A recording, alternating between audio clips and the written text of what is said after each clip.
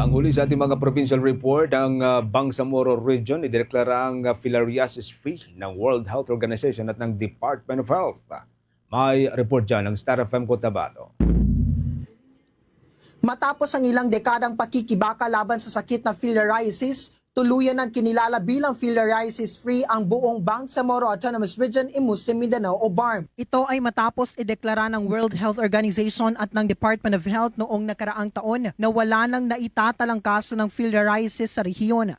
Sa eksklusibong panayam ng Star FM Cotabato kay MOH Minister Cadil Sinolinding Jr., malaking hakbang ito para sa sektor ng kalusugan sa Bangsamoro matapos maging suliranin na ang naturang sakit sa nakalipas na mga dekada. Last year, tayo po ay nadeklarang filariasis-free not by the farm government but by DOH and the World Health Organization.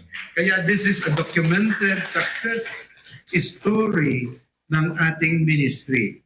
And hindi po ito dahil sa akin lang.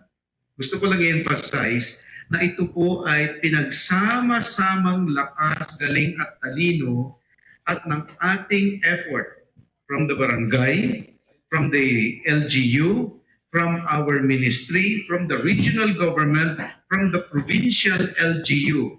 Without them, ito po ay mananatiling panaginip lamang. Kaya gusto kong palakpakan lahat po tayo dahil sama-sama tayo sa tagumpay na ating nakamit. Nagpasalamat naman ang MOH BARM sa mga barangay, local government units, healthcare workers at mamamayan na nagtulungan upang makamit ang deklarasyong filariasis-free ang rehiyon. Ayon sa ahensya, patuloy pa rin nilang palalakasin ang mga programa sa kalusugan upang mapanatili ang kaligtasan ng publiko laban sa iba't ibang uri na nakahahawang sakit. At yan ang aking report mula dito sa Bangsamoro Region. Ako, si Bombosay Olis and this is Bombo Radyo Philippines, the #1 and most trusted source of news and information. Basta Radyo, Bombo!